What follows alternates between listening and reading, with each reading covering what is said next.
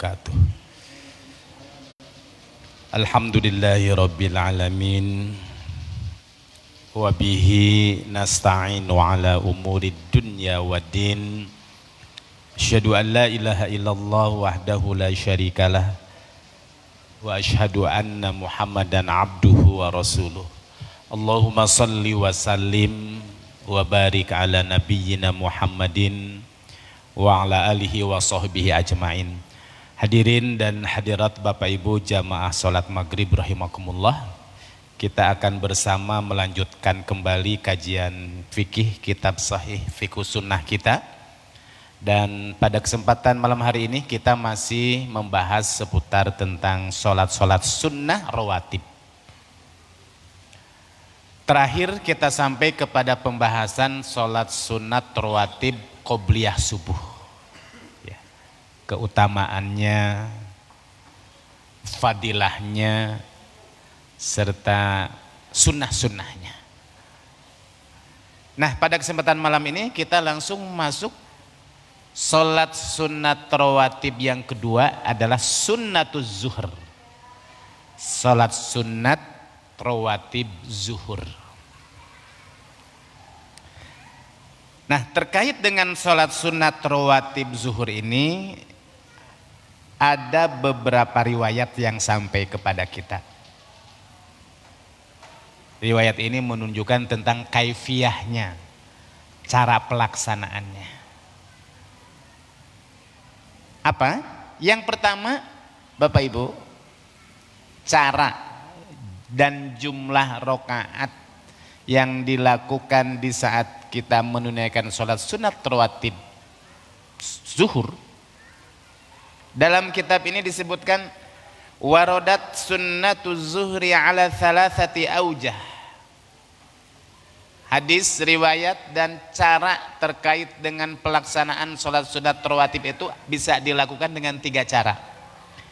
Al-awwalu, yang pertama, rakaatani qoblaha wa rakaatani ba'daha.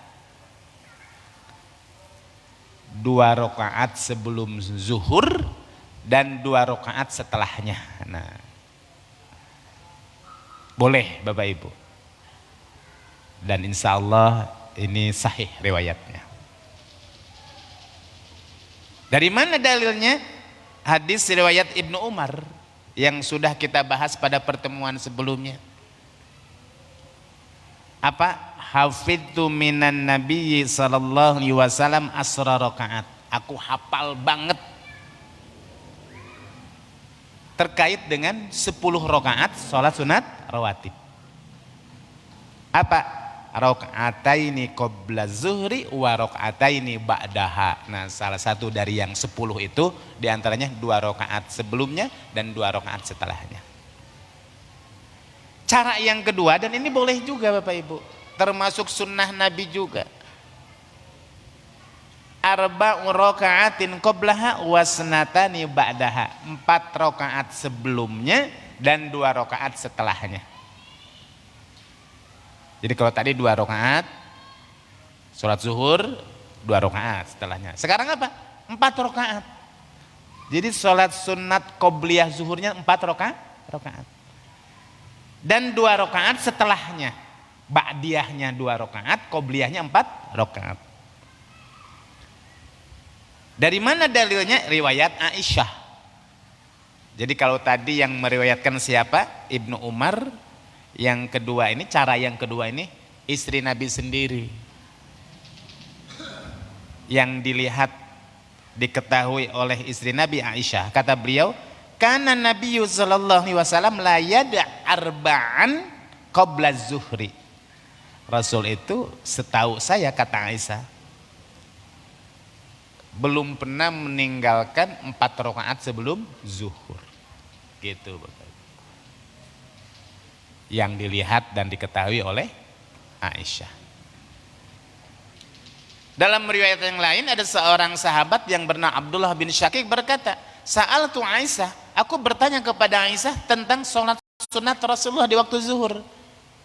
Maka Aisyah berkata, kana yusalli qabla zuhri arba'an wasnataini ba'daha. Rasul itu kalau sebelum zuhur ya sholatnya 4 rakaat. qobliyahnya dan 2 rakaat setelahnya. Boleh juga Bapak Ibu. Nah, cara yang ketiga, dan ini boleh juga.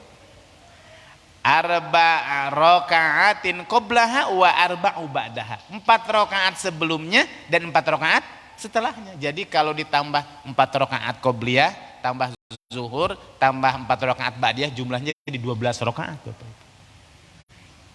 Boleh enggak? Boleh. Boleh. Dari mana kebolehannya? Ada hadis yang lain yang diriwayatkan oleh Ummu Habibah. Jadi Rasul itu memperlihatkan cara sholat zuhur, qobliyah zuhur sama ba'diyah zuhur itu di 3 sahabat itu berbeda-beda gitu maksudnya Bapak Ibu. Ini menunjukkan kadang Rasulullah dengan cara yang satu, kadang cara yang kedua, dan cara yang ketiga. Jadi perbedaan ini sifatnya bukan perbedaan kontradiktif, bukan perbedaan yang harus dipertentangkan, perbedaan tapi sifatnya variatif. Boleh memilih mana. 3 cara ini diperbolehkan, dan ini akan berlaku bukan hanya dalam sholat sunnah qobliyah saja, termasuk nanti dalam sholat saja, dalam 1 kali sholat. Cara Nabi membaca bacaannya itu kadang-kadang dengan cara yang berbeda, betul kan Pak? Doa iftitah saja, doa iftitah. Doa pembuka sholat setelah takbiratul ihram itu kan bukan satu, betul nggak Pak? Kadang pakai baca yang singkat, Allahumma ba'in baini wa baina khotoyaya kama ba'anta bainal masyriqi wal maghrib. Ada yang pakai Allahu akbar kabiro, dan biasa ya yang agak panjang. Bahkan ada yang lebih simpel lagi, subhanakallahumma wa tabarakasmuka wa ta'ala jadduka wa la ilaha ghairuka, lebih simpel lagi. Nah, silakan ini pilih, boleh yang agak panjang boleh, yang pendek juga boleh. Selama Nabi melakukannya. Jadi prinsip dasarnya Bapak Ibu kalau ibadah itu ada gak dalilnya? Selama Nabi mencontohkan dengan cara yang berbeda, silakan ambil. Gak usah kemudian diperdebatkan. Termasuk sholat sunat qobliyah dan ba'diyah zuhur. Nah, cuma caranya gimana Pak? Yang 4 rakaat ya. Apakah yang 4 rakaat itu 1 kali salam? Seperti sholat tarawih kan nanti ada yang 4 rakaat ya kan? 1 rakaat, 2 rakaat, 3 rakaat, 4 rakaat salam. Atau yang 4 rakaat itu 2 rakaat, 2 rakaat. Dibagi 2 ya. 2 kali salam, 2 kali tasyahud. Maka 2 cara ini diperbolehkan. Ya, diperbolehkan. Hanya saja kata pengarang kitab ini, al-ula lebih utama antusalliyal arba'a rakaataini. Kalau kita mau sholat sunat qobliyah zuhurnya atau ba'diyah zuhurnya tuh yang 4 rakaat, itu pelaksanaannya 2 rakaat 2 rakaat. 2 rakaat salam, berdiri lagi, 2 rakaat salam, baru kemudian masuk sholat zuhur. Tapi kalau seandainya misalkan langsung 4 rakaat juga silahkan, walaupun itu riwayatnya dilemahkan, didhaifkan oleh sebagian para ulama. Ya. Itu cara pelaksanaan.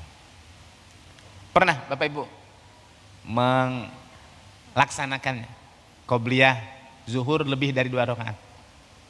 Nah, silahkan, boleh. Sudah tahu sekarang. 2 rakaat baru masuk zuhur. Terus Bapak Ibu, terkait dengan qobliyah zuhur dan ba'diyah zuhur ini, ternyata kalau seandainya ada uzur, kita sudah membiasakan qobliyah zuhur dan ba'diyah zuhur, tiba-tiba kita nggak bisa menunaikannya, entah karena waktunya pas datang, karena pas datang ternyata sudah waktu sholat zuhur berjamaah, imam sudah takbiratul ihram ya kan, berarti kita ketinggalan sholat qobliyah zuhur, atau karena uzur yang lain. Boleh nggak sholat sunat qobliyah atau ba'diyah zuhur itu diqodho, diganti sebagaimana qobliyah subuh. Qobliyah subuh itu boleh diqadha. Nabi tuh kalau seandainya dia tidak sempat menunaikan qobliyah subuh, diqadha setelah subuh kan itu kan. Nah ternyata qobliyah zuhur dan ba'diyah zuhur juga boleh. Kalau suatu saat ada uzur yang membuat kita nggak bisa menunaikan qobliyah zuhur atau ba'diyah zuhur. Apa? Nabi melakukannya. Luar biasa Pak ya. Nabi itu jangankan yang wajib, yang sunnah tertinggal gitu, itu tetap dibayar, diganti di waktu luar.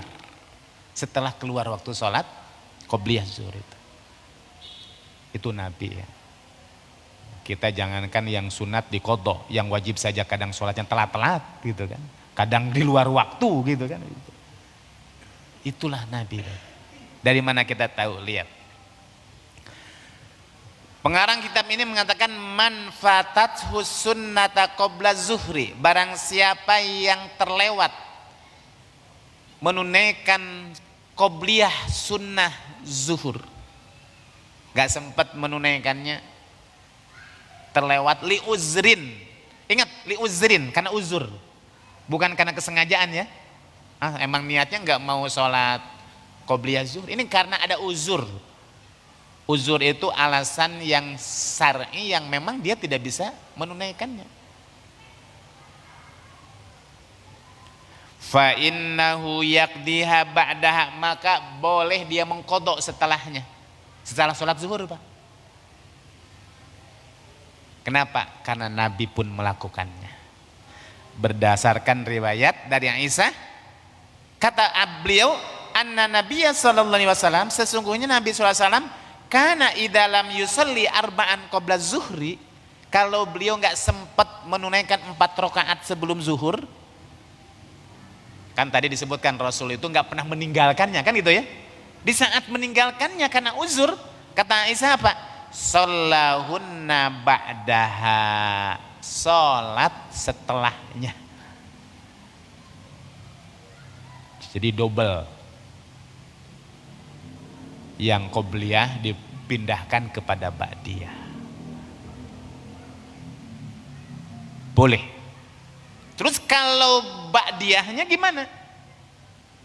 Kalau qobliyah saja bisa diganti, diqadha, begitu juga ba'diyahnya. Wa kadzalika yuqda sunnatul ba'diyati lizuhri idza zala udhruhu. Begitu juga boleh mengqadha salat sunat ba'diyah zuhur apabila memang dikarenakan ada uzur tertentu. Walau ba'da sholatil asri, walaupun pelaksanaannya setelah sholat asar. Kita tahu yang namanya sholat asar kan, setelah sholat asar kan gak ada sholat sunnah, betul gak Pak? Tapi ini bukan sholat ba'diyah asar, karena ba'diyah asar gak ada. Apa? Sholat ba'diyah zuhur dipindahkan setelah asar, karena bisanya setelah asar, dan itu Rasulullah menunaikannya Bapak Ibu. Dari mana? Dalam sebuah riwayat ya, Salamah dia melihat Nabi Muhammad sallallahu alaihi wasallam apa? Setelah sholat asar dia sholat 2 rakaat. Dia bingung. Di kesempatan lain Nabi melarang, gak ada sholat 2 rakaat setelah asar, tapi Nabi sholat gitu. Tiba-tiba apa? Fasa'alathu anhuma, penasaran. Dia bertanya kepada Rasulullah, Rasul, setauku engkau kan melarang, gak ada istilah sholat sunat ba'diyah setelah asar, tapi engkau sholat ini ini yang engkau lakukan sholat apa gitu kan. Maka Rasul pun menjawab, apa Pak? Ya binti Abi Umayyah, wahai putri dari Abi Umayyah, dia kan istrinya. Sa'alti ani raq'ataini ba'dal asri, engkau bertanya Yang 2 rakaat setelah asar yang aku lakukan itu? Sholat apa? Sholat sunat apa? Fa innahu atani unasun min bani Abil Qais. Tadi ketika waktu zuhur, setelah sholat zuhur, yang biasa Nabi menunaikan sholat ba'diyah zuhur, kedatangan tamu ceritanya. Siapa? Rombongan dari Bani Abil Qais. Fasyaguluni ani raq'ataini lataini ba'da zuhri. Mungkin karena ada urusan yang mendesak yang membuat Nabi harus melayani rombongan ini. Sehingga apa? Sholat ba'diyah zuhurnya tertinggal. Nah, tiba-tiba kemudian waktu sholat asar masuk. Sholat yang tadi 2 rakaat tadi, yang aku lakukan setelah asar itu apa? Fahuma hatani, 2 rakaat. Itu yang dimaksud adalah 2 rakaat ba'da zuhur. Yang aku tadi nggak sempat menunaikannya, kemudian apa? Aku ganti setelah asar. Ya, boleh. Tapi seingat saya sendiri belum pernah melakukannya, Pak. Belum pernah melakukan. Tapi ya begitulah Nabi, Bapak Ibu. Yang sunat tertinggal saja, walaupun itu uzur, itu masih merasa ada yang kurang. Kekhususan Nabi begitu. Ya. Itu Nabi yang kita sudah tahu surga jaminannya kesalahan dihapuskan kalaupun ada karena dia maksum, masih merasa kurang saja sholat sunnahnya. Betul nggak Pak ya? Malu kita kepada Nabi. Sholat sunnahnya saja yang tertinggal diganti oleh Nabi. Nah, ini tentang qobliyah dan ba'diyah zuhur. Dua-duanya muakkad. Dua-duanya muakkad. Kalau zuhur. Kemudian sunnatul asri. Salat sunat rawatib asar. Apakah ada salat sunat rawatib setelah atau sebelum asar? Maka kata pengarang kitab ini, laisa lil asri sunnatan rawatibatan muakkadah. Tidak ada salat sunat muakkad. Baik setelahnya maupun sebelumnya. Jadi nggak ada yang muakkad. Lakin akan tetapi yustahabu an yusalliya qablaha raq'ataini. Tapi khusus sholat asar itu diperbolehkan, dianjurkan untuk sholat 2 rakaat, tapi sebelumnya Bapak Ibu. Kalau setelahnya nggak ada. Jadi sholat sunat qobliyah asar ada. Cuma tidak termasuk muakkadah. Boleh. Apa alasannya? Li umumi qauli sallallahu alaihi wasallam, berdasarkan keumuman sabda Nabi Muhammad sallallahu alaihi wasallam, baina kulli azanaini salatun. Hendaklah antara setiap 2 azan salatlah kalian 2 rakaat. 2 azan di sini apa berarti apa? Pertama azan pertanda waktu sholat tiba, azan yang kedua iqomah. Berarti sebelum sholat qobliyah. Jadi kalau ba'diyah nggak ada. Tapi semua sholat yang 5 boleh menunaikan 2 rakaat sebelumnya. Cuma ada yang muakkad, ada yang nggak muakkad, kan itu ya. Nah, yang sebelum asar itu tidak muakkadah. Sama seperti 2 rakaat sebelum maghrib. Kalau setelah maghribnya muakkadah, tapi sebelumnya ghair muakkadah. Karena keumuman tadi 2 rakaat setelah azan dan sebelum qomat. Ya.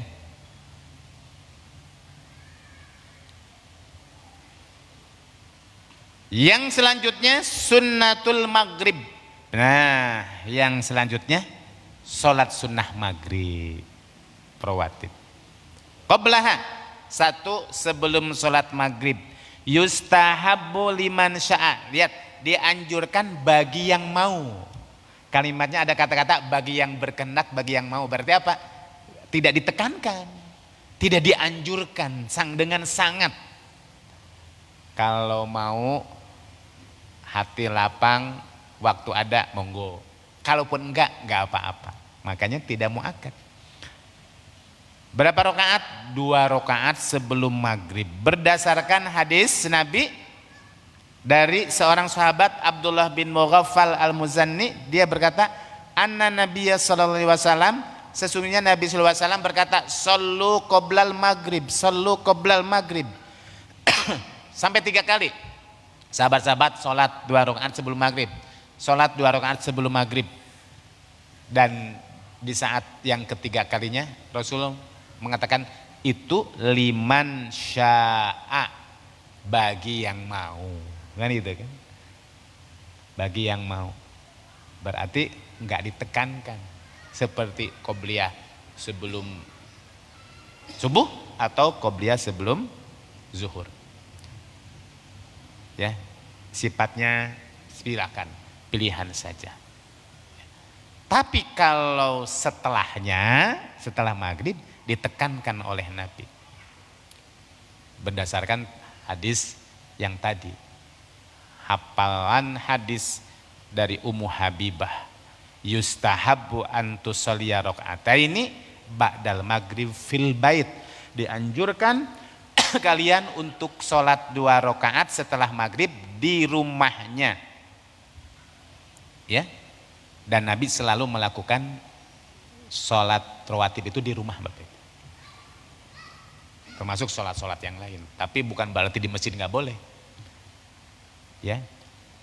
Di masjid nggak boleh. Sebenarnya di rumahnya lebih abdolnya. Contohnya kalau Nabi sholat-sholat rawatib itu di rumah. Cuma kalau kita sholat dulu di rumah nanti nggak sempat sholat berjamaah. Misalkan gitu kan rumahnya jauh, biar di awal waktu masjid. Karena dari riwayat yang lain, abdolus sholati fi baitiha, sholat yang paling utama itu di rumah. Illal maktubah, kecuali yang fardu, kecuali yang wajib. Nah, kenapa lebih utama? Salah satu di antara penjelasannya itu adalah apa? Untuk menghindari riya. Di saat hati kita belum bisa menata, khawatir. Karena memang kalau amalan-amalan ibadah itu, Bapak Ibu, kalau kita belum terlatih, belum bisa mengevaluasi dan memantau menata hati kita itu, usahakan amalan itu, selama amalan itu bisa disembunyikan, sembunyikan saja. Itu lebih utama. Apa Pak? Kalau kata Imam Ibnu Athaillah itu, idfin wujudaka fi ardil khumul fama nabata mimma lam yudfan lam yutim nitajuhu. Kalau diterjemahkan itu apa? Idfin wujudaka, maksudnya apa? Sembunyikanlah amalan-amalan kebaikanmu. Kenapa? Karena suatu butir, suatu benih tumbuhan yang ditanam, tapi benih ini tidak dikubur, dipendam di bawah tanah, nanti buahnya ketika tumbuh itu tidak akan sempurna. Jadi disamakan orang yang beramal karena dia khawatir terjebak dalam riya, kemudian dia berusaha agar supaya yang tahu hanya Allah saja, dia berusaha untuk tidak diumumkan. Kata para ulama itu aslam wa anfa, lebih selamat dan lebih bermanfaat. Kalau kita belum bisa menatanya. Syaratnya apa? Selama amalan itu memang bisa kita sembunyikan. Nah, amalan sunnah, sholat sunnah bisa kita sembunyikan karena memang tidak dianjurkan untuk di masjid. Tapi kalau sholat fardu Itu nggak bisa disembunyikan. Kenapa? Karena sholat fardu itu diperintahkannya di masjid. Yang namanya sholat di masjid pasti orang tahu, betul kan Pak? Nah, disitulah kita harus berusaha agar ketika amalan itu memang tidak bisa kita sembunyikan, hati-hati. Hati-hati, jaga hati. Luruskannya, tanyakan dalam diri kita, motivasi kita apa. Kata Imam Ibnu Athaillah, kalau bisa disembunyikan, sembunyikan. Itu lebih utama. Bukan nggak boleh itu terang-terangan, bukan. Untuk menjaga, melatih. Kalau belum bisa menata hati kita tidak selamat dari penyakit riya, latihannya apa? Sembunyikan. In tubdus shadaqati fani immahi wa in tukhfuha wa tu'tuhal fuqara fa huwa khairul lakum. Kan itu ya. Kalau kalian bersedekah, kata Allah,